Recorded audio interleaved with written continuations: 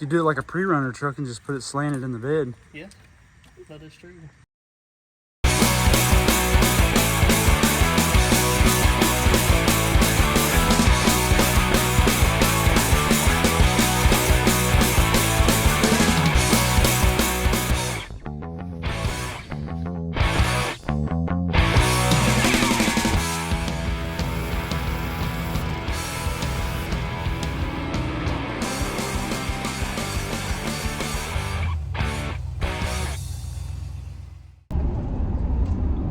Good morning. So, kind of booking and shuffling this morning. It's supposed to be Sunday. I thought people were supposed to kind of rest. We don't ever rest. But I don't know if you can see in the background, I got Brandon's trailer. I'm gonna try to run it back over here. He needs to use it. And I thought about if we have time, you guys ought to check out what he's working on, man. I think it's an absolute, it's really cool. I've never really messed with one of these trucks, but it's a pretty ingenious idea he's come up with, and it puts you in the mind to me of like kind of what Roadster Shop did when they designed their kind of chassis and everything. But I'll wait till we get there if we got time, and I'll have him explain what it is that he's doing, and you guys have a look at it. But it's pretty cool. I like it. He's had this thing for a couple years, and he's just been slowly plugging away at it. But I think it's a really good idea, and I've actually followed a page on Facebook that I can't believe somebody hadn't started doing it, you know. I can't believe I haven't seen it more. So we get over here, let's get this trailer unhooked, and if we got time, I haven't explained what it is that he's doing. So who are you, and what is this, and what are you doing? And what?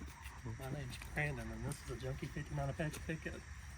It's going on a 2006 Denali frame. I guess it's kind of already on there, just needs to be finished. So it's a 58, right? 9. 59, okay. And it's on a Tahoe Denali frame. Yep, 2006. What engine and transmission and stuff? It's got a LQ9 and a 4060, and it's all-wheel drive. Oh, wow.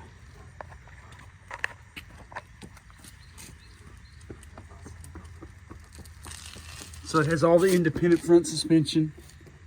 Basically everything from the Tahoe Yukon is underneath this truck. What kit is this? That is the Easy chassis. Wow, that's pretty cool. It's either North or South Dakota, I believe. You got super nice, real helpful. It's the far side of that flat. Mm-hmm. I think I can get it forward enough. Yeah. I like to come up further enough where I can get this centered, Mm-hmm. but I don't think I've got really enough. Yeah. If I do, I think it's going to be too much. But it's a lot tighter in there than what you're saying. A whole lot of room here, that's what I'm trying to gain. Mm-hmm. I think if I come this way, about another inch or so, I think it'll give me enough room to get that radiator set in there and have enough room to work on it. You do it like a pre-runner truck and just put it slanted in the bed. Yeah, that is true. Mount it up on the roof or something. Yeah. It is dirty. It's been sitting for like this for 2 years, going on 3. I think it's been on the frame for 2 years. Yeah.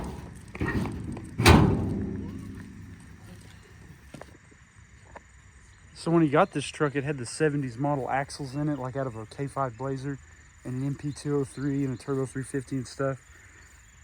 I was trying to talk him into putting just a V8 in it and running it, but he had this idea, and I think this is a really, really good idea to do with these old trucks, because you get all that late model suspension. You don't have to worry about positioning the engine and all that, and then any parts you need is for an 05, 06 Yukon.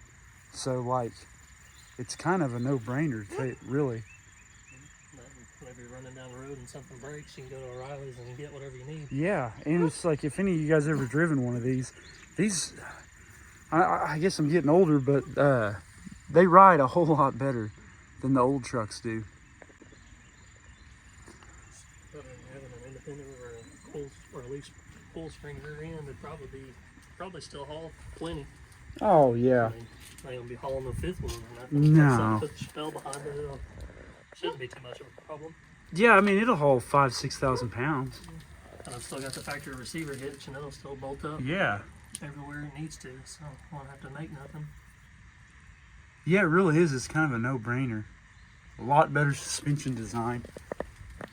Really, outside of getting the body off of the Denali frame, the chassis kit was pretty easy. Really. I mean, it takes a little bit of common sense, but Mm-hmm. and the worst part of putting the chassis together is cutting the bumper horns and stuff off the front, trying to get that lined up. And the instructions aren't the greatest. Yeah, he's trying to move and get the cab all centered up and correct on it. Yeah, you got to do some. Those wheels do not fit that body style at all. I mean, they look good though. Yeah, I think they'll work for rollers. Yeah. Really cool. Once you get around to it, I think it'll be all right. Oh, I think it's gonna be awesome. So for the time being, if I can get the body where I want it and get steering column on it, I'll be happy. Yeah, this cab and all this stuff's in real good shape. Look at the repairs they've done. Yeah, the inside door pocket over there on the passenger side is pretty rough. Yeah. I like the dash. That's cool.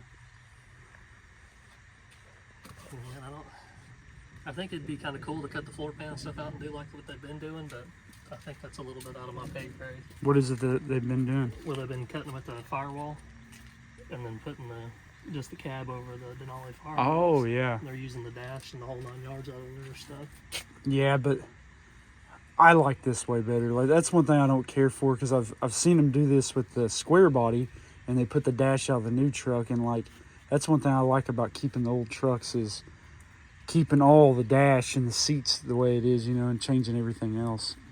Ever since I was a kid, I've always liked those dashes. Yeah, dude, it's like any of those 50s dashes are just beautiful. Do you remember that one I had when I was a kid? Uh-uh. You've never seen that blue one or not? No, I don't remember that. It was We got pup. the Oh, exact sorry. same truck, but it was probably a lot better shape. Yeah. It had all the trim and stuff on it. It was more or less a cameo without the bed. Oh, man, It had that's all the cool. chrome and was a fleet side big window. I like the 55 and 56, 57, but I'd like to have it just two-wheel drive with a small block in it. Yeah.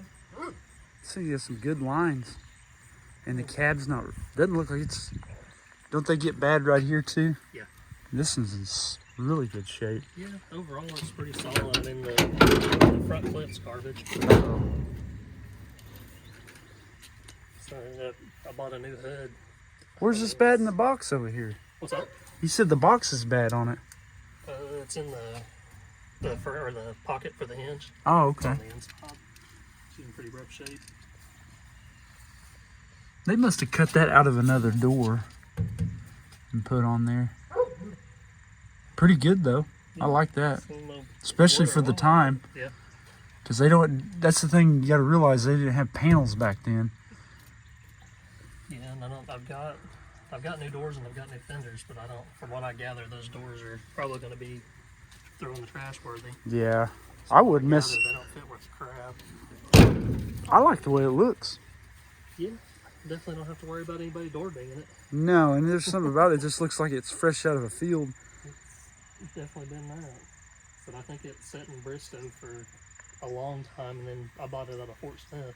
Wow. But the guy that I bought it from in Fort Smith, he's also got places in Bristow. Mm-hmm. Yeah, that bed's kind of rare too. You don't see very many of them with that bed on. It's usually a step side. Yeah, that's the only way I would have bought another one was wraparound window and a fleet side. Yeah. You did good. Not a whole lot of them around that I could afford, that's for sure. No. Looks like those body mounts for the bed need to drop down about 1.5 inches. It's sitting a little high.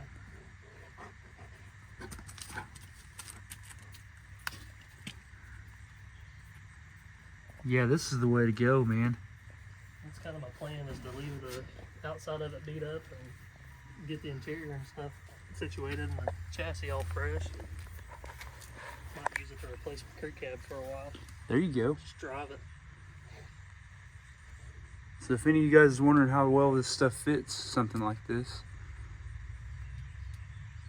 And as far as the Apache body, the only cut I've done is just the fender wells. Mm-hmm. Outside of that, I haven't touched anything else on it. It's really a pretty well designed kit.